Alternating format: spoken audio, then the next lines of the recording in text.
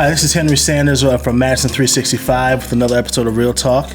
We're here talking about the school board, and I have my good friend here, someone I grew up with, a South Sider. That's right. You know, that's too bad. South Side. Introduce yourself, young man. I'm Kaleem Caire, candidate for C3, the Madison Metropolitan School District Board of Education, and lifelong Madisonian. I've known this man since we were knee-high. He was an East Sider. I was South Side. You got to say it again.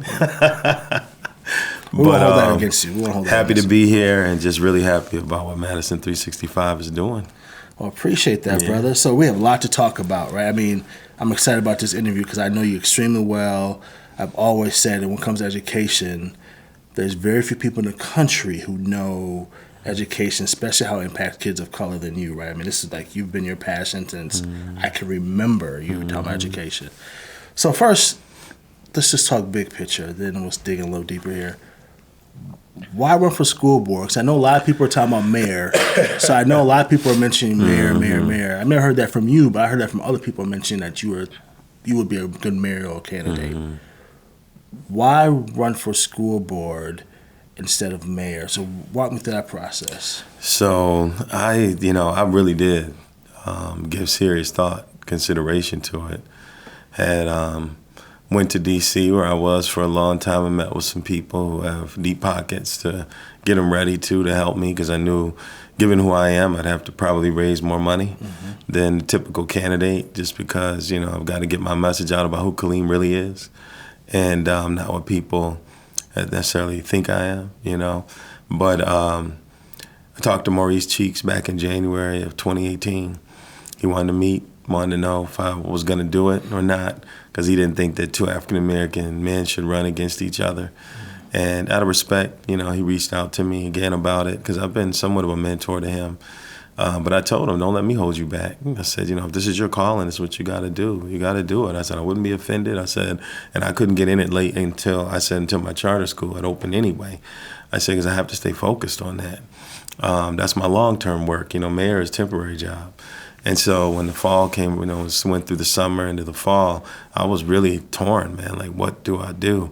And then August came around, and I got a little hint that Paul Sagla might get back in the race if he wasn't going to make it through the primary. And I already knew Paul's not going to make it through the primary. And then with him in the race, he's going to get 30% of the vote, And I think that's almost about what he got. And so I said, it's too many people. I don't want to run in a race like that. And so I decided to back out. But then, seeing how many people have stepped up to run for public office and knowing that my heart is around education, I really wanted to be Madison's first education mayor, seriously, because I feel that that's so critical to what we're doing. Education sets the future for our children and for our community. People decide to live here based on the quality of our schools. Property taxes, but people are willing to pay, go to the schools. But I just decided, with school board, when the seat I saw was open and I looked back and looked over time and saw to me open seats, people were just not running. I said, not this year. And so I didn't even know Ananda and Ali were running. But I decided, I'm going to step up and run. Which office should I run for? That's when I started reaching out and asking people. I figured Dean Loomis, he's been on the board 6 years. I didn't have anything against him. I even called him to let him know, hey, I'm going to run against you out of respect. Called Dave Blaska, too, because I saw he had stepped up, and here I am. Wow. Well, that's quite a story. And tell me how one city, because you're doing one city now. Explain to people what one city is first. Most people might know what one city is. One city schools. It's a combination of an independent preschool and a public charter school, soon to be a public charter elementary school. We started in 2015. At September at Fountain of Life Church. Alex G was on our board. He was our board chair at the time and allowed us to utilize his space. And we had 6 children. We started a couple teachers, me and then Marlo Milky, I even call her Dukes. That's how I know her. That's right. That's how we know her as our director. And we've grown to 91 kids since then between our 2 schools.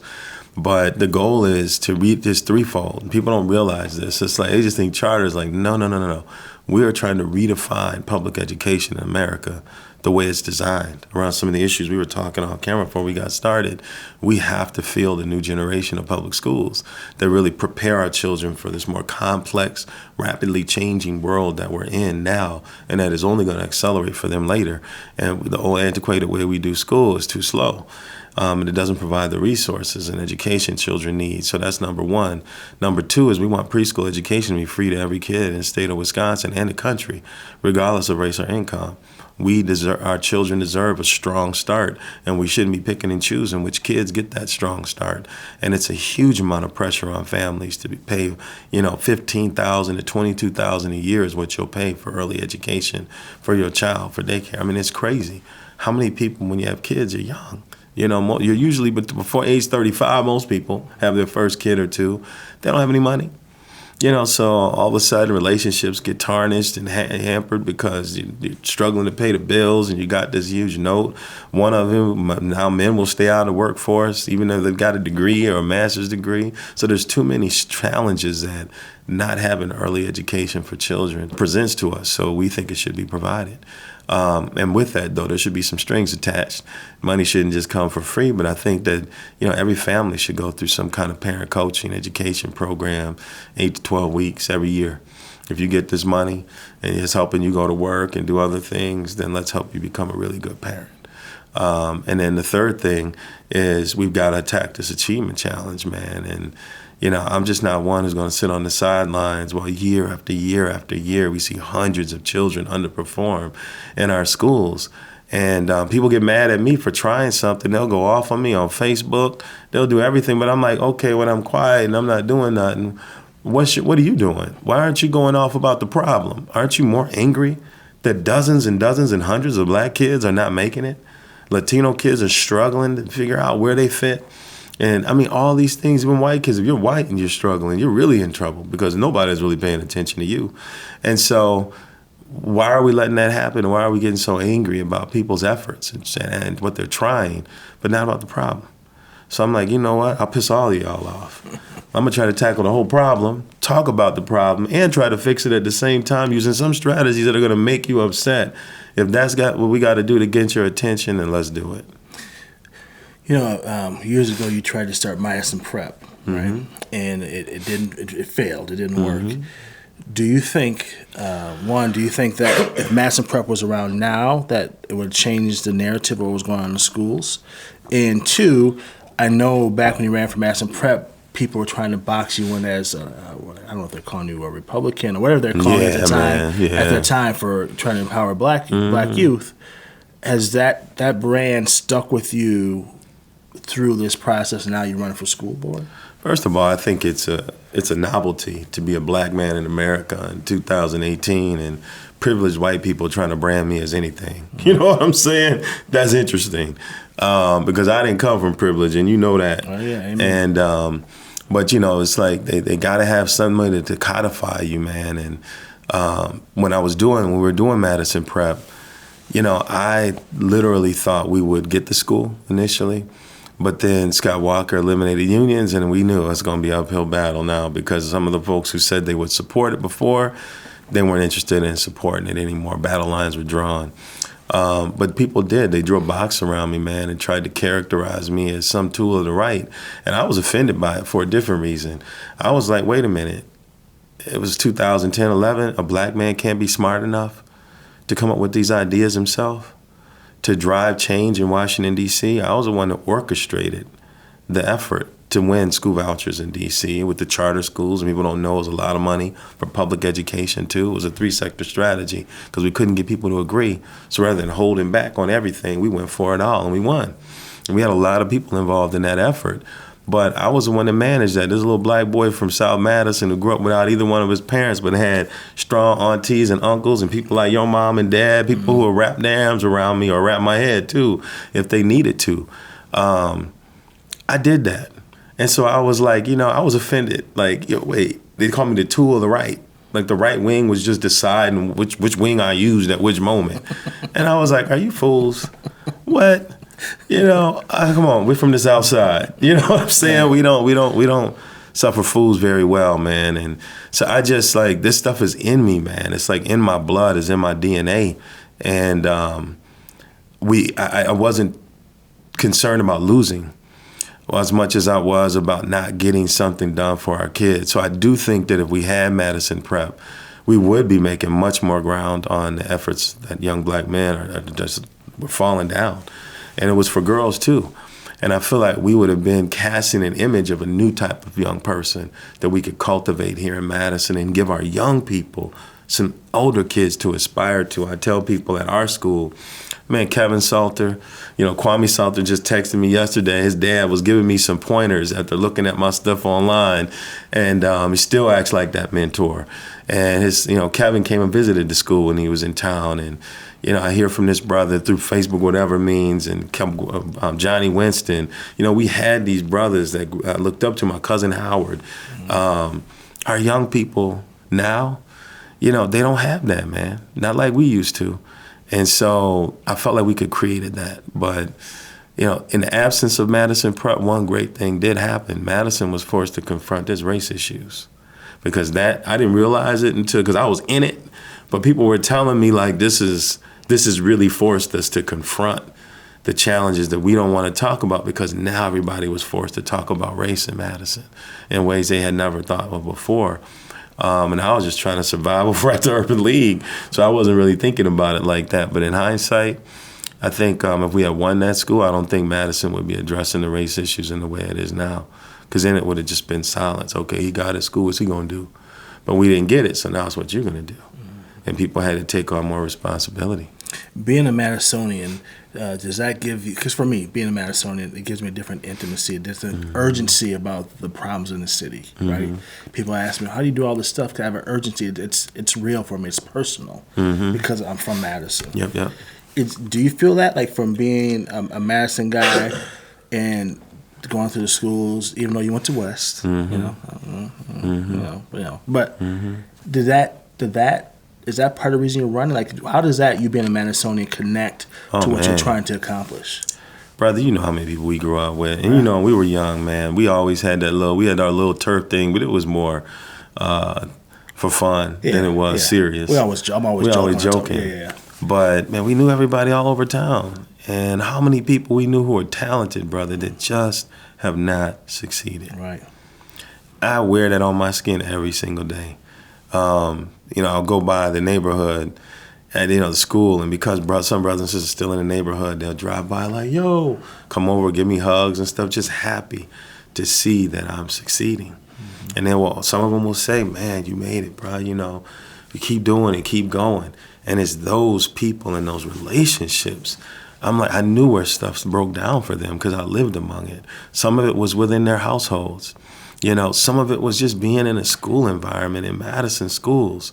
When I left St. James after 7th grade, I thought everybody was getting what I was getting. I didn't like some of the strict nature of St. James, but I never felt my racial identity was under assault while I was there. I got into public schools, all the black kids were in certain classes, and, they were in the classes with remedial kids, and the way the staff dealt with us was harsh. Went to West High School, most of the black kids had their classes on the first floor. I was on the second and third floor, and I only had class with 3 black kids my whole time at West. Wow. 3 times. I tell people, I never had a black educator. Imagine, this is where white privilege comes in. Imagine a white kid in Madison. White parents who are watching this, imagine your child never had the opportunity to have a teacher who was like them. They didn't have a coach like them. They didn't have anybody that looked like them in any leadership role in their life except Ed Holmes with Ebony Expressions. That was it. But I was supposed to grow up with this strong black identity, like I can be anything. People take that stuff for granted, man. And so when I think about what we went through as young people, and the fact that some of our kids are still going through that right now, we can't let that happen to them. And we can be better than that. And I hold Madison to a much higher level of expectation than what we've been living up to.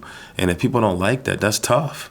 But if we can field research universities, and we can look around town, all the cranes that are going up. We can build the fondest buildings in America, but we can't educate children that need it the most right here. We've got all these club sports in Madison, these exclusive club sports. Now I don't even pay attention to high school sports like I used to because all these kids grew up in club sports. And I'm like, you know what? Is Wanakee really better? than the kids on the South Side? Absolutely not. We won't know because some kids have the privilege and opportunity of growing up in a family with resources that can put them through 13 years of volleyball. You know what I'm saying? Where our kids can't even see a volleyball. You know, I don't know if the Boys and Girls Club, it's funny, if the Boys and Girls Club doesn't offer it, it ain't happening. I mean, it's serious. That's where we live right now, or Goodman Community Center. Right. But our children deserve more than that, man. We got Latino kids, man. These kids can run circles around our kids on the soccer field generally. They have a Latino league. And in the summer, you see them out more at the parks and stuff. Our kids play, it's like last night, our kids, man, we played the Real Madrid team so well because I coached for Wisconsin Rush, just indoor for our team. And I was so proud of our kids. We were up 3-0 at halftime, and then they scored 3 quick goals because we started changing our goalie, and they ended up winning. But our kids were getting beat like 18-1 by these kids before. That's how good they are, but you don't see them in the club circuit because their families can't afford it, man. Wow. They can't afford it. And to me, that's a sickness. So imagine a kid now, I want to be great. I want to be on television. I want to play for the USA soccer team. But they know there's all these barriers in the way to their success. And then we start to see behavior problems and other things like that. Children tell us what they're struggling with by their behavior, less their words, especially the younger they are, because they can't articulate the pain that they feel. And so we see a lot of this stuff show up in our schools and our community. Our kids feel isolated here, man. And I'm trying to do whatever I can with my little schools. We got our kids playing ice skating. How many black kids you see on ice skates? I've never been on ice skates in my life. You see what I'm saying? Never. But we should. Yeah. We should have access to it. I want my kids to do it. Right. Right. So we're providing it at our school. Parents don't have to pay for it. We get them there. We bring them back to the school. Our kids learn how to swim. The West High boys team is teaching our kids, introducing them to water and all of that. So it's like, we could do this stuff. Mm-hmm. Just different experiences. Yes, man. So you said a lot in there. I want to pivot on something you said about behavior, right? So, as you know, the 11-year-old girl, the child, the baby, got whatever altercation she got in last week, and Ish, a good friend of yours, right? Ish, yeah, grew up together. Yeah, that's my brother, man. Ish, said the guy was not guilty. So I have a lot of questions about this. So one, behavioral issues for students, and how do teachers deal with that? And when does race play a role? Also, teachers, are there things we could be doing to help teachers deal with some of these emotional stuff? And then lastly, I want to talk about Ish because you're a friend of his. Yeah, I can tell you. Together. I don't know him well. I know, we know each other. Just like you said, everyone in Madison knows each other. I can tell you, my whole time being in Madison, I cannot remember one black man being disliked by so many black people in the city ever, right? I mean, I've been here my whole life. I just can't think of another black man who the black community just is really upset with. And I don't know if that's fair or unfair, since it's reality. So as a Madisonian talking to Ish, going through these situations, what advice would you give him as a Madisonian? And how would you tie all this back to the education of this 11-year-old child who got assaulted, as a guy who grew up in the schools, who did deal with behavioral issues? How do you deal with all those issues that led to Ish having to make that decision? So let me start with Ishmael. Okay. You're talking about Ishmael Ozan, our district attorney. I love Ishmael, man. He's like a brother of mine, and I love his family, his wife, his children. And he's a good father. I struggle with this decision. I understand, though, having talked to him, that he has to deal with the law as the cases and things are presented to him. He can't make this stuff up. Right. So I said, okay, well, let me pull back on this one for a minute. But I found out about it immediately because Pastor Marcus Allen is on the board of our school. And he reached out to me from Mount Zion Church. He's supporting the family. He told me what happened. Good brother. This was before it went into public. And he told me how upset he was after seeing this video, and I was giving him some advice on how to handle that. And I was like, man, so I started asking him more questions, staying in touch with what was going on. And so I got a little bit more of the backstory initially. But you look at what he is. I feel like I wish Ishmael had, number one, presented it differently to the public. I went up and tried to meet with him. He texted me too. I just haven't been able to catch up with him because I was that upset. I was going up there like, yo, bro, what's going on? You know? Right. And if you heard him talk, it was like it wasn't an 11-year-old child. Like it was a disconnect to me. Well, see, with Ishmael, here's what you got to know about Ish, right? Ishmael doesn't, I tell Ishmael, you got to tell people about your own history. This brother could barely read at 4th grade when he came over to St. James from Longfellow. He had to sit in class. He could stay in for an extra recess and stay after school for several years until his reading levels and stuff caught up because he was that far behind. So he knows what it's like to be in classes and not being able to make it. Ishmael could be a little hell on wheels too, man. He was always a gifted athlete. The brother was extraordinarily gifted. Challenged me. We were always rivaling at stuff like that because we were the 2 fastest kids, probably 2 best athletes. Mm-hmm. But as his education caught up, Ishmael got really serious about school. And, we would all act up and whatnot. And he got into high school. Our peer group sort of distanced each other a little bit. But he went through the challenges that a lot of our kids experience. He also had a mom who didn't spare the rod. And so people look at, his whole focus on not spanking kids and things like that. Some of that comes from his own personal experiences and what he's seen more so as an assistant district attorney for the many years he did that job. So he has been enmeshed in this world for a very long time. And I think sometimes it makes your view a little more rigid than if it was like cops will tell you, after you've been in law enforcement for a while, I was in the military, your experiences in the world and how people also interact with you change the way you see things differently. And so for him, I would say he's more probably conservative on the side of how he reads the law, but wanting to use the law to provide more opportunities to people at the same time. So that's why he has alternative court and stuff like that. He's not perfect, but I wish that he had been a little bit more sensitive in his presentation. He came across as too rigid. Very cold. Very cold in his presentation. When the Tony Robbins thing came up, he was sweating bullets. Yeah, you sweating. You could see that he carried he had like a towel. Yeah. I never seen issues of sweater, but I never saw the brother sweat like that before. Actually, interesting you saying that because that's what I noticed when I watched it. Like there was no sweat. He was extremely calm, cold. Like you could tell he was speaking very slow. I'm like, wow, there was a disconnect to what just happened to an 11-year-old baby, right? Yeah. So I could tell. I know he's probably going to be upset with me, but it's like that is what I saw. I'm not a lawyer. I wish that gentleman had been arrested. And people out there who support me or are conservative and be upset about that. Can't make everybody happy. If a child did that to a teacher, they'd be arrested. They'll be taken to jail. Happens all the time. If a parent did that to a child. Oh, yeah. I would have been locked up right now. That's right. And then when you look at that, I'm a parent myself. I'm sorry. I'm not going to, people already treat me like I sit on the school board. You're supposed to wait until everything comes out. Well, first, you don't know how much I know already. So you can make that assumption. I do always do my research before I speak. But as a parent, if I saw somebody do that to my child on video, brother, I'll be livid. Now, imagine if, I don't want to give anything, if the child had an IEP. And a special ed. You don't treat the child like that. I was an educational assistant in the school district years ago. The rules are more defined now than they were then, but in terms of restraining children, because we have to restrain kids sometimes, they're kicking in, biting and whatever each other too. There's a way you restrain a child and there's a way you don't. And if a child's totally out there and lost it, you can clear the room out. You can take everybody out of the room to let that child settle down so then you can have a reasonable discussion with them and move them on. But you don't physically engage a child like that. And if they start physically engaging you, this girl, she had an event. She was wrong for some of the stuff she did. You can just read it in the report. Yeah.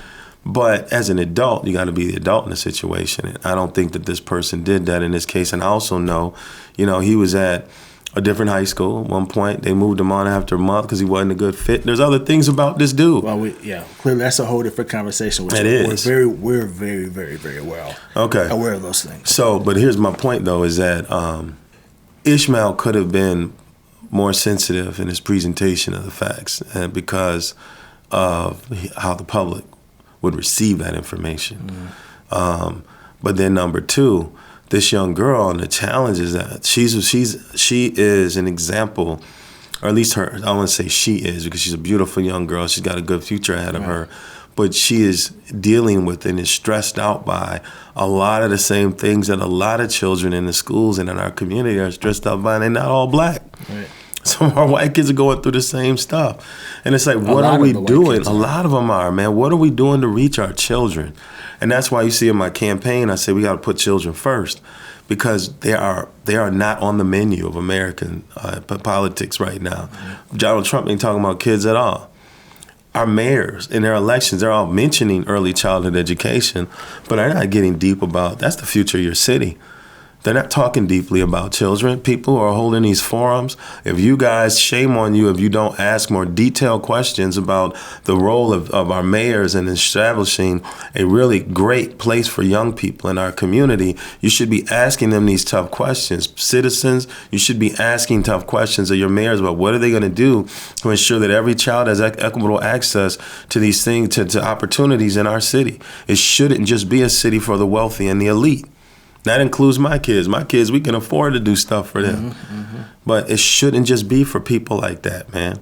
And so our children are going to school. Like, I imagine this girl, if she doesn't have a lot of money, she's going to school. And if she doesn't have boys and girls club to go to, she's going home. But even beyond the boys and girls club, they don't operate soccer clubs and volleyball clubs. And imagine she wants to do any of that. Mm-hmm. What's her life like? Is she living an enriched childhood? I believe that it's my responsibility because of what everybody did for me. Imagine if my aunt says she wasn't going to take me in. Mm-hmm. But she did. I see your mom still. I saw her the other night at that Men Who Cook. Mm-hmm. Gave her a hug and a kiss all the time. You know, she's always giving me love, brother. And she'll give me some tough advice, too, if she sees something that's not right. Imagine if people didn't do that for us. Right. So I feel this stuff at a deep level. So when I look at a kid like that, it's like, man, what's going on with that child right now? Right. What was going on with them at that moment? Maybe that child just needed a hug, brother. Right. Maybe they just needed that teacher of hers to just give her a hug. Right. You know, hold that girl's hands. Something's going on. But we don't treat our children like children, man. We treat them like adults, or we treat them worse like prisoners. And that's, to me, that's the, and again, if you read the 80-page report, which I did, you know, you can see both sides of the issue, right? But it's still a child, right? That's right, so still a child, man. It feels like to me that the process was, this was not a child. Mm-hmm. This was an adult. And that's the adult, we interact with the adult instead of an 11-year-old baby. That's right. I mean, it's just a different way how you see it, right? It's a perspective. Do you see it as a child, or do you see this as a person, an adult, or just a problem? That's right. So that's my issue with it. I'm glad you asked about Ish, because I think a lot of people need to know that about him.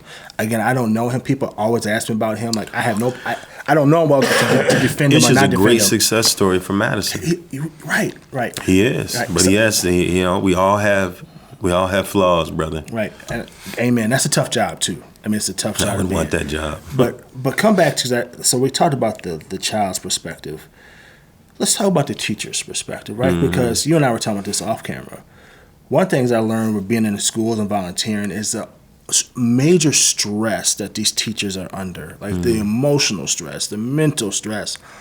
Some of the things like I've witnessed kids say to teachers, if I said something like those things to them, my mom would have came to school. My mom and dad would have met me at school, and it would have been ugly for me, right?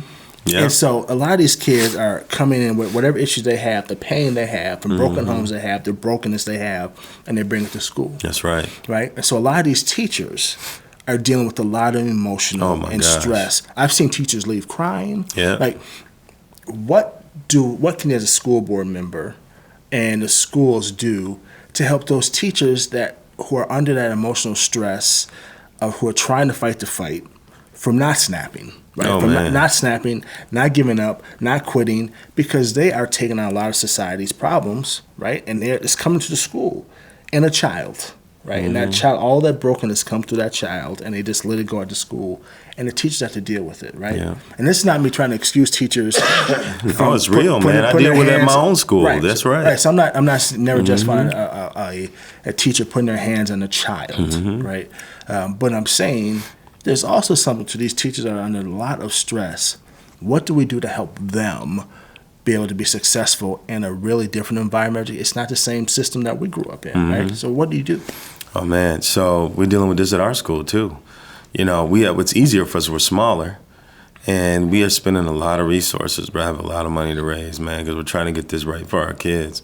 So we have a few more hands in the classroom, in some cases too. But some of our children, man, they wear what they experience when they come to school, or it could just be the environment of the school changes. For little kids, you move from one room to the next, that's enough change for them to lose it.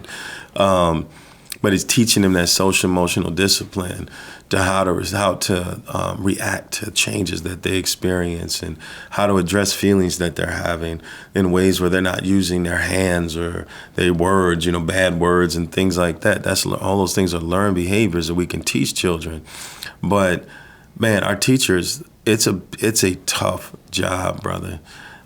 We try to give them more days off. We have food and stuff. We have a little lounge. We're always bringing food and stuff in. And, we try to celebrate the wins and the victories that we have together and talk about those things. We're trying to carve out even more planning time for our teachers, also for some relief time.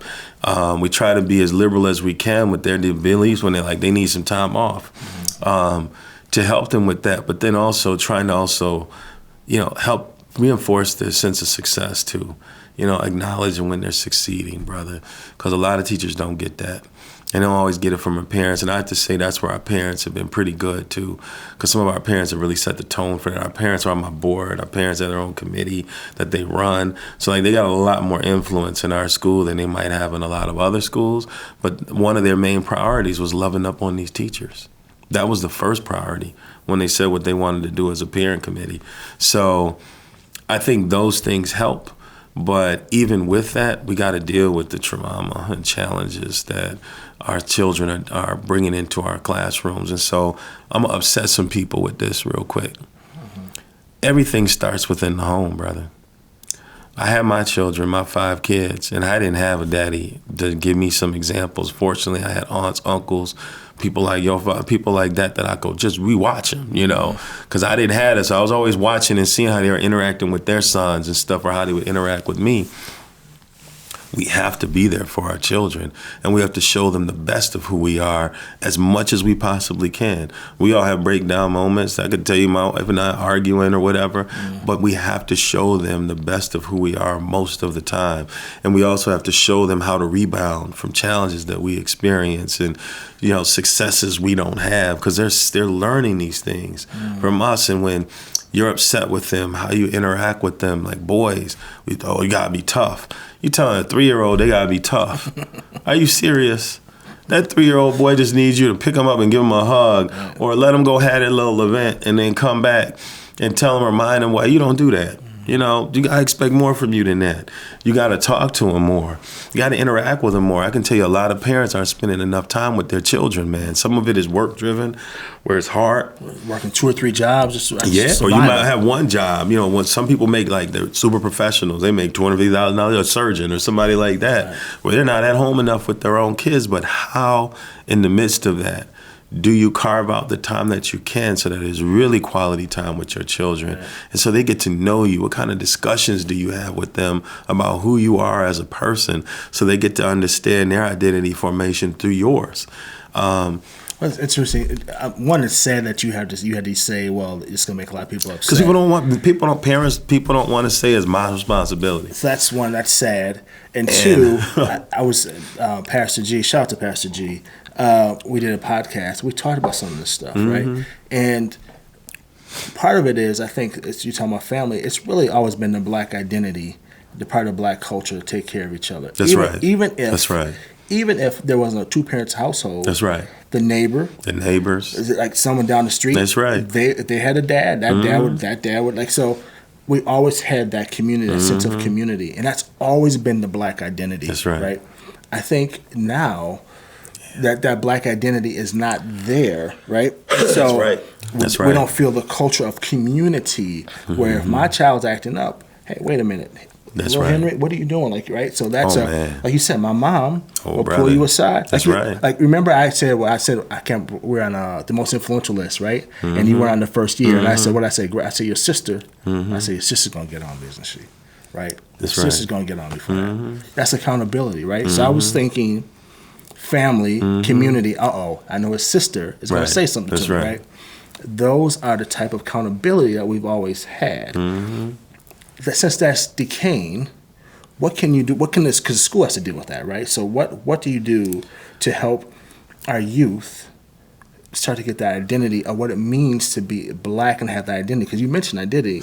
What do we do to help them figure out that their identity and in a black culture, what does that mean? The one thing that we haven't had that they had then that we could recreate then, or now, even better, was that, think about the treacherous life many of our people came up through.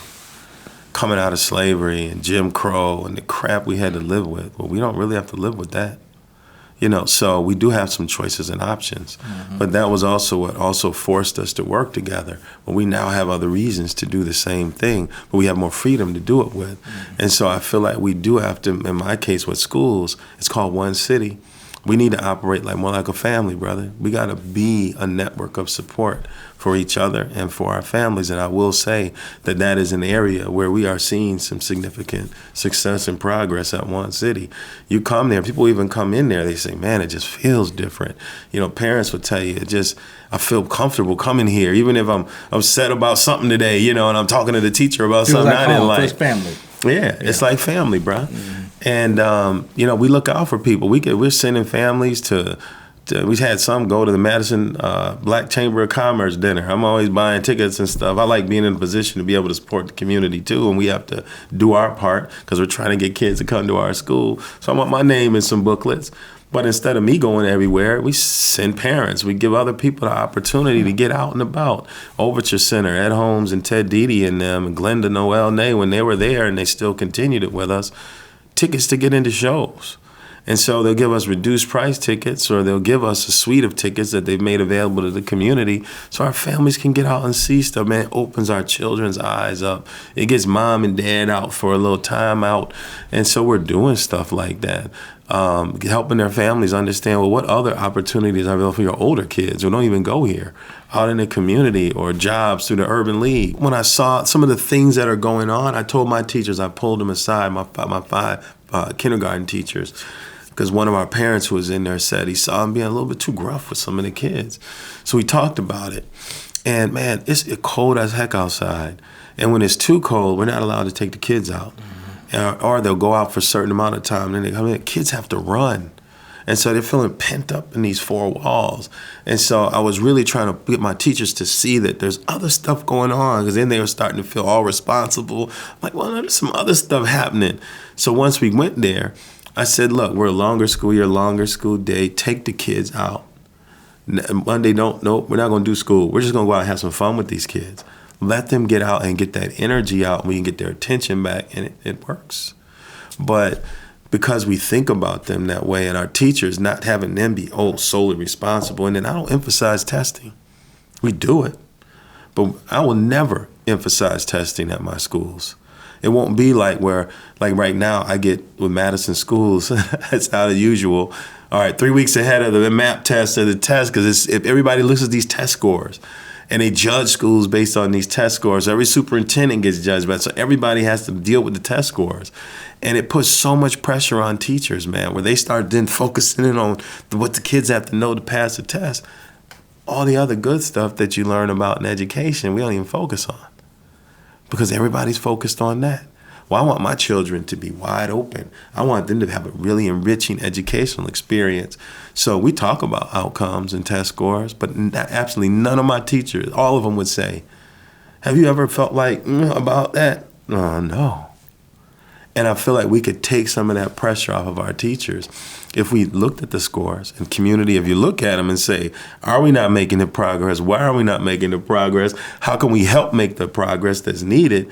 But don't punish these teachers. And when you got a new teacher who's 1, 2, or 3 years in, your test scores aren't going to be that great unless they're like awesome. Because it takes 5 to 7 years for a teacher to really get good at what they're doing. But the problem, they're leaving teaching faster than that now. They're not even getting to the point where they can be great at it because we've already judged them to the point where they'll never have a chance. So I think Madison, we should have coaches for every one of our teachers. If I'm on the school board, we're going to do that. I don't care, board members who are on that board with me, I'm relentless. I will find a way to get you to agree with me. Like an executive coach? We hired 2 coaches. Derek Smith's wife, Carrie, is a coach for our 4K. She retired from preschool and arts. People will hear this and say, oh, I had Carrie. She's good. Michael Hibbler is a great early educator, man, working in the school district. He was at O'Keefe for years. And he taught kindergarten through, I think, 3rd grade. And he retired. We bought them out of retirement, brother, and they have been big wins for our school. Big wins for our school, helping people in our schools see things that they just couldn't see. And so it's like, imagine we got all these retirees in Madison. Man, these people, they don't want to work. They're retired. They don't want to do a full-time job anymore. But imagine coming in for a couple hours a day or a few hours a week and doing some coaching, even during planning times with teachers to help them think through things, man, so they're not so friggin' stressed out. Right. You know, adding a few more extra personal days to these teachers so that they can take a mental health day, you know what I'm saying, and bring in some more substitutes to do stuff like that. I think we got to figure out ways to make that happen. So let me ask you another question. So the schools we have all these achievement disparities going on. We have the stories coming out with all the race stuff coming out in the schools. How do you, and I ask Ananda this still, I ask every candidate I talk to, I need you to be a salesperson right now. Sell me or our audience or a person of color, a mom or dad, why they should have their kids in the Madison School District. Knowing all the challenges are going on, why trust their babies into the Madison School District? It's tough, man. I can't say I could give them the sales pitch on what we're going to create. But again, we got to be able to follow through. And if I'm not involved in leadership, I can't make that sales pitch. But if I'm on the school board, I will tell families that, you know, we have an opportunity in Madison to do something extraordinary for our children, and that is create the school district of the future right here. We have a Research One university, world-class university. We have some of the smartest people in the world right here in Madison. There are parents of children in our schools. There are people who work here. We are going to take advantage of that intellectual capital, and we are going to create the best performing individual art school in the nation right here in Madison. We got one of the best art centers.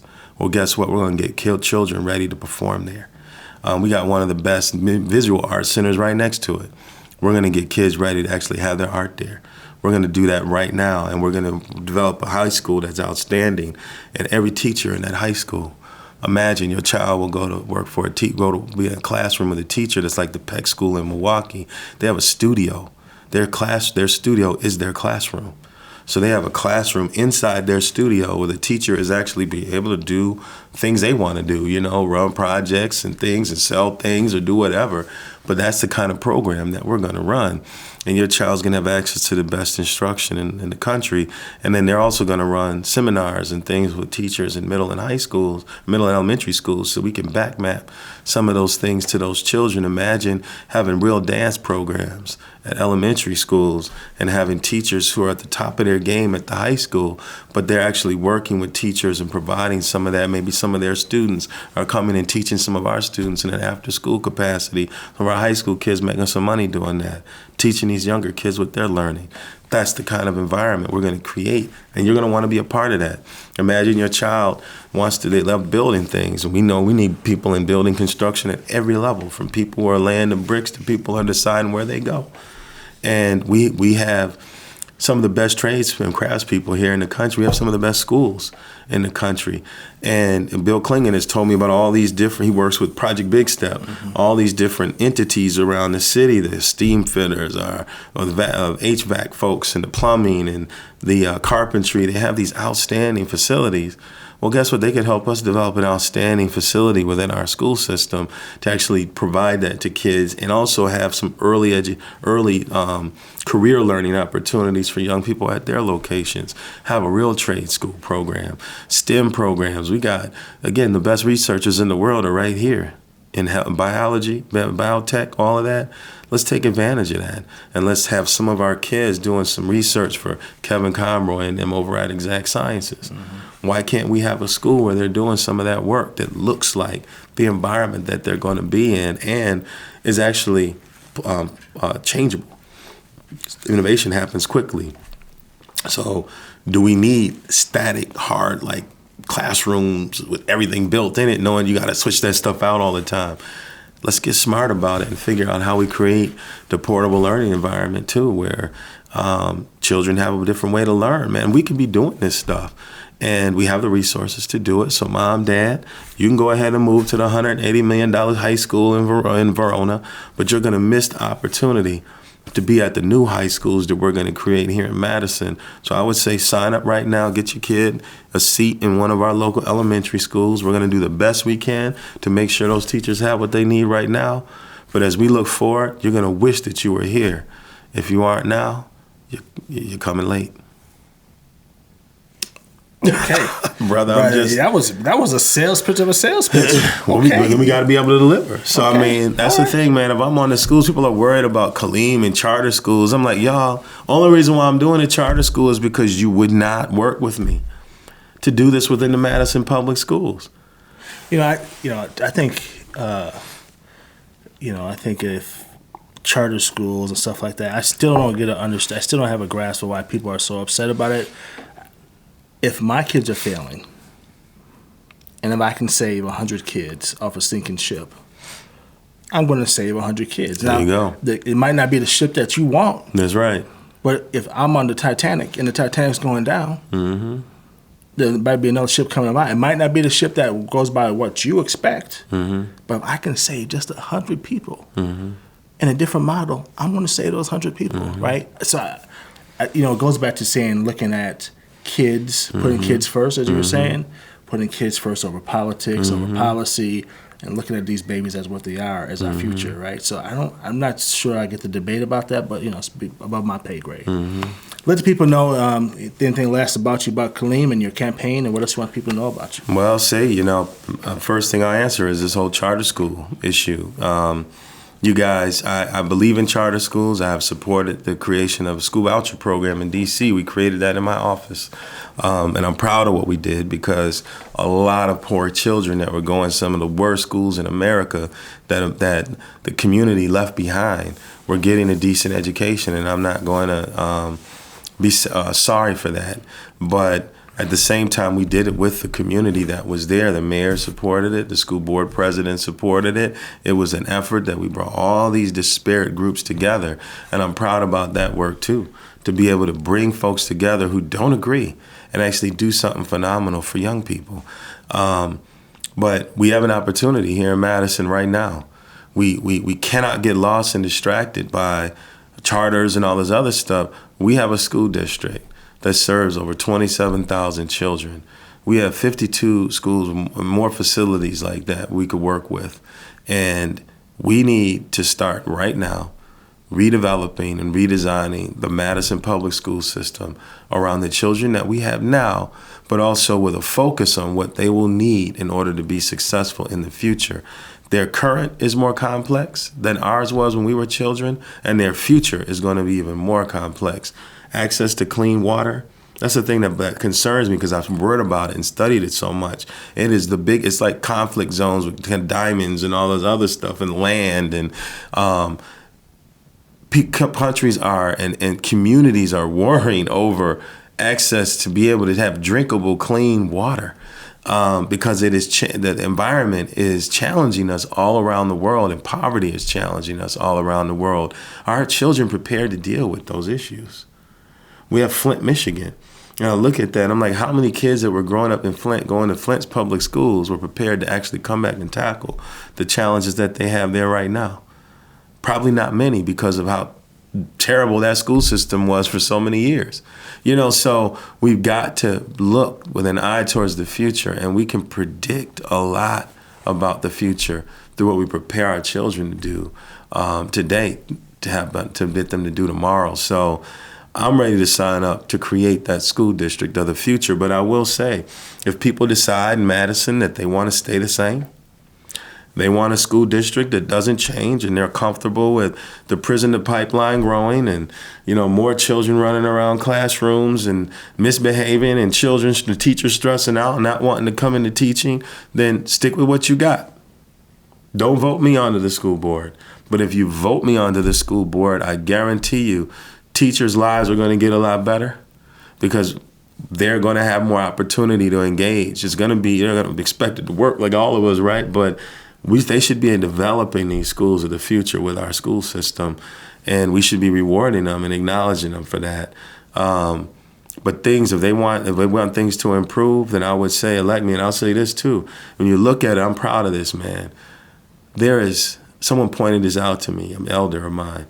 There has never been somebody on the school board that has my background. Not education, not professionally, and not personally. I didn't have my parents. And we're dealing with a lot of this right now, where kids don't have access to at least one of their parents. I know what it's like to grow up like that, but I also know what the care system has to look like, and I care, right?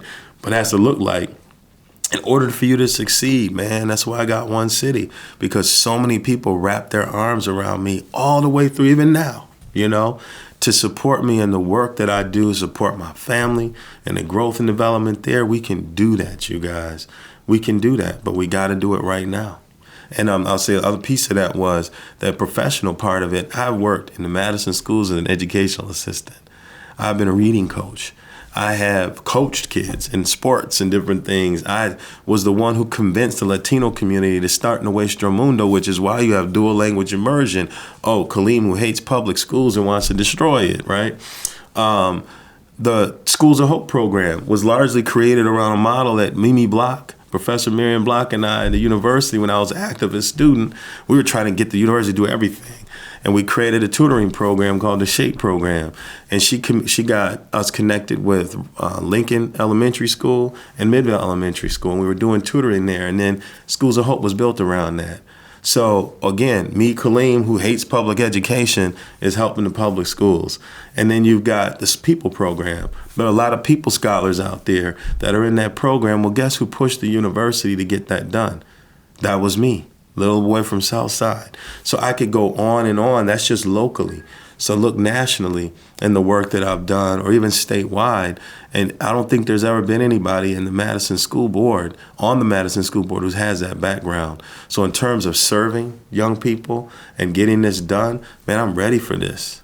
At 47, soon to be 48 years old, I am ready for this. And no, I don't think I'm omnipotent and have all the answers, but anybody who works with me knows that I am pretty good at organizing people and bringing people together to get things done. And I'm not the one who has to shine, but I want to get it done. So thank you, Henry. Well, that's a lot of and passion. Madison 365. I'm ready for this, man. Well, that's I'm ready for this. Passionate. I think education and teachers, and you have to have passion about it. It has to be a calling. You got to be excited to do this work. Has to be because it's a calling. That's right. Because the children are our future. I know as corny as that sounds, it's real, right? That's right. So anyways, thanks for coming on, bro. You got it. Another episode of Real Talk. Thanks for coming, keeping it real. Thank you.